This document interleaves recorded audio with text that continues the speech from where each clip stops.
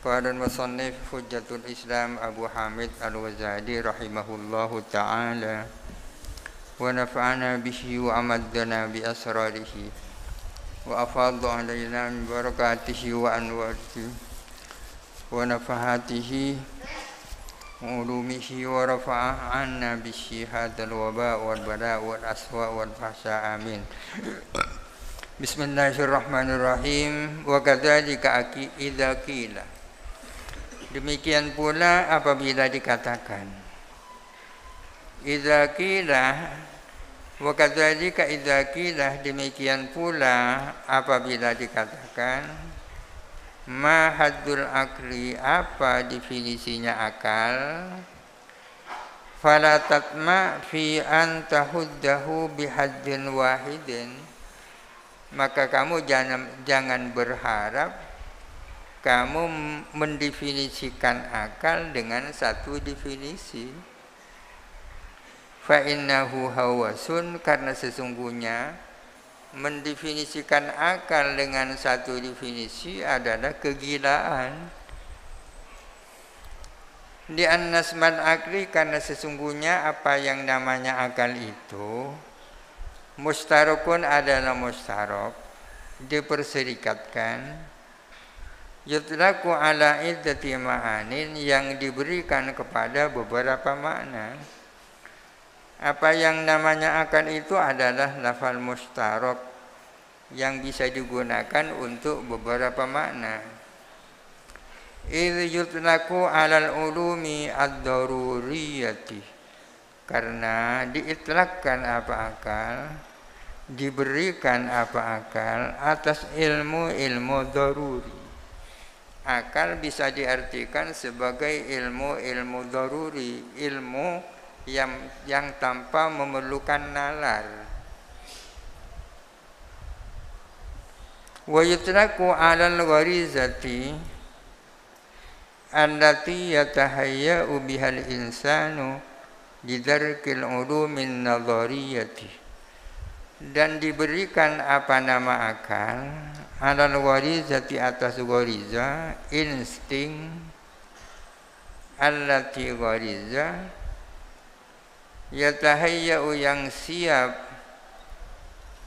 biha, dengan allati, siap, al insanu, siapa manusia, lidarkil ulumi an-nadhariyati, untuk dapat memahami ilmu-ilmu nadhariyah, ilmu-ilmu yang memerlukan nalar, ya. Kebalikannya ulum daruriyah. Artinya akal kadang bisa diartikan ghariza, insting manusia, yang karenanya manusia siap untuk memahami ilmu-ilmu yang memerlukan nalar. Wa yutlaku 'alal ulumi al-mustafadati minat tajribati, dan digunakan atau diberikan apa nama akal alal ulumi, atas ilmu-ilmu al-mustafadati, yang diperoleh minat tajribati, dari eksperimen, dari uji coba. Kadang akal itu diartikan sebagai ilmu-ilmu yang diperoleh dari eksperimen, dari uji coba. Hatta innaman lam tuhannikhu tajaribu, sehingga bahwa sesungguhnya orang lam tuhannikhu, yang tidak menguji kepada man apa pengalaman-pengalaman, bihadzal itibari, dengan pandangan ini, la yusamma akilan, ialah tidak dinamakan siapa man, tidak namakan sebagai orang yang berakal. Orang yang tidak teruji dengan pengalaman tidak bisa disebut sebagai orang yang punya akal.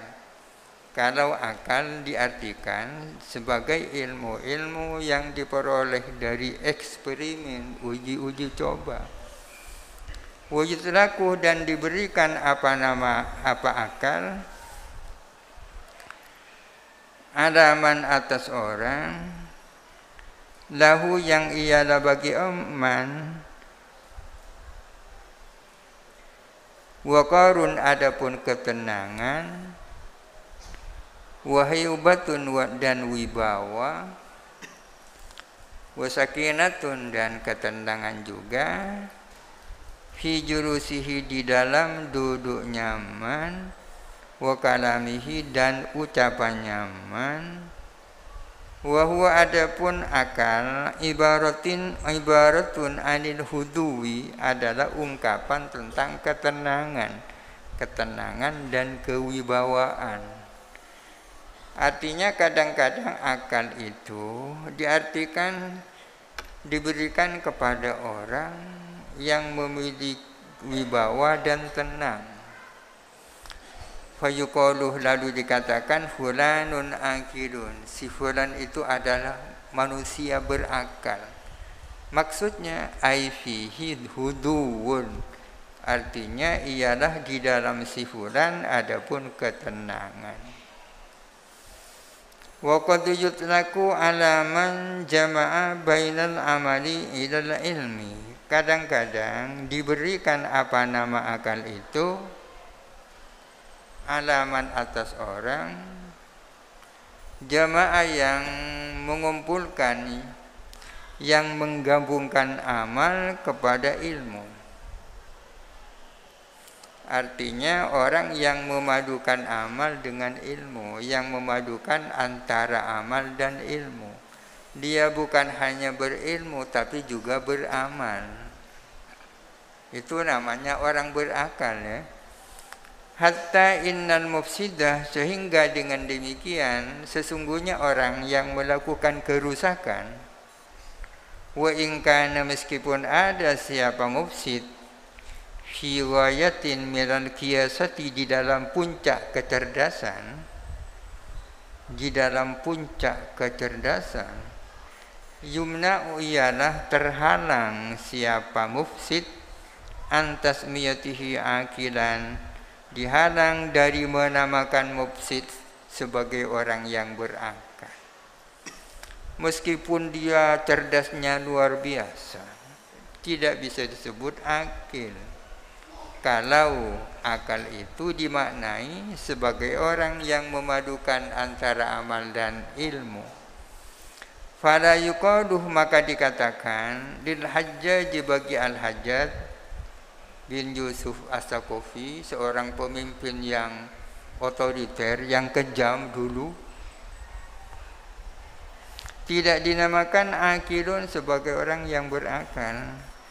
Katakanlah Hitler, ya, bukan orang berakal itu. Bal dahin, melainkan bisa dikatakan dahi, orang yang licik. Wala yuqalu lil kafiri akilun, dan tidak bisa dikatakan bagi orang kafir, tak bisa dikatakan orang berakal.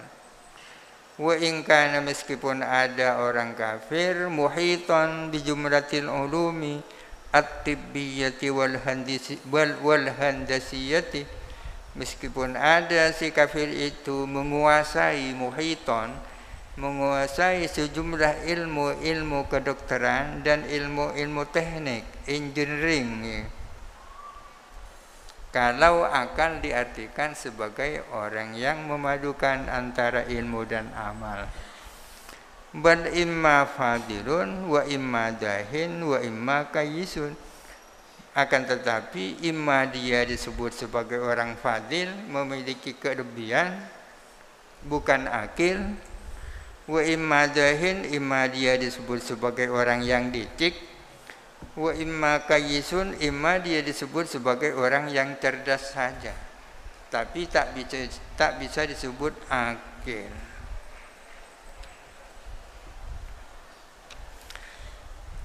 Fa idza ikhtalafat al-istilahatu, apabila bermacam-macam apa istilah, fa yajibu, maka wajib,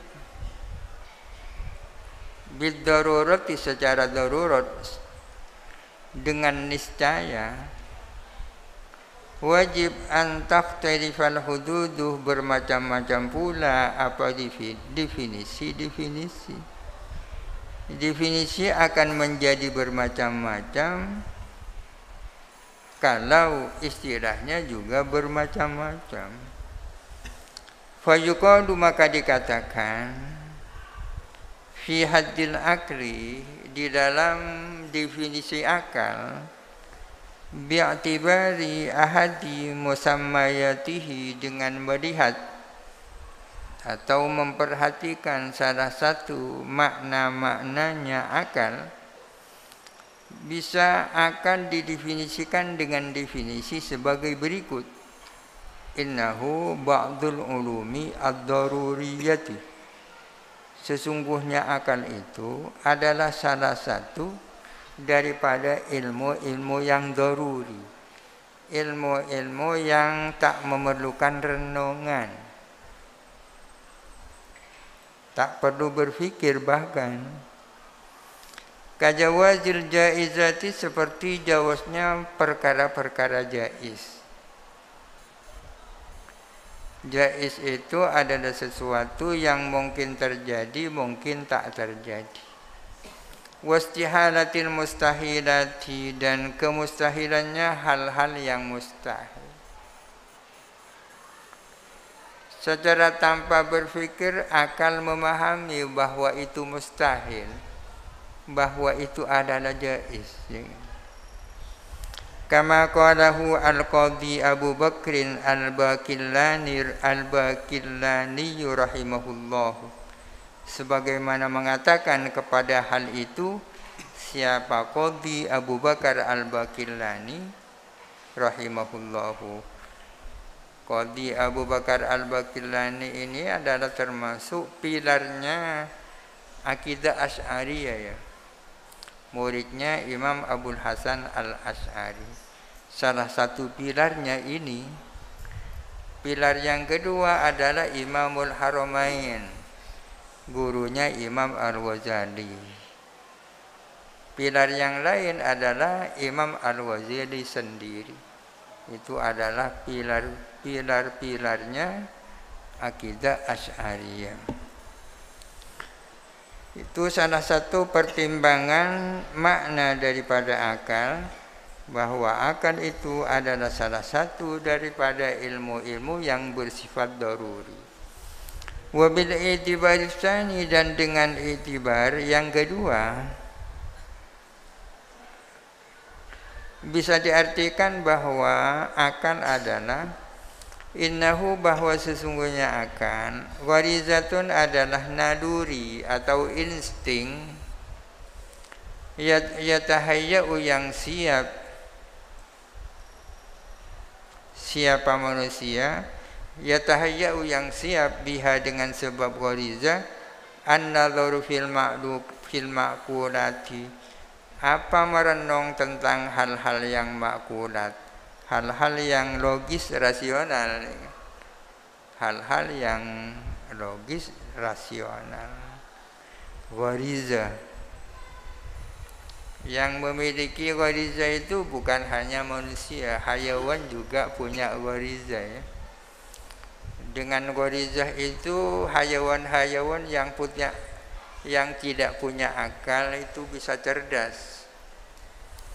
Kecerdasan binatang selain manusia itu terjadi di dalam dua hal.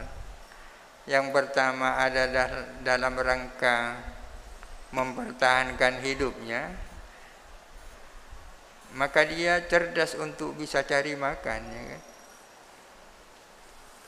Yang kedua, kecerdasan dalam rangka mempertahankan jenisnya. Ya cerdas untuk mengumpuli lain jenisnya. Nyari bini, laki itu cerdas itu. Wa hakadza baqiyatul i'tibari, demikian pula i'tibar yang lain, pandangan-pandangan yang lain.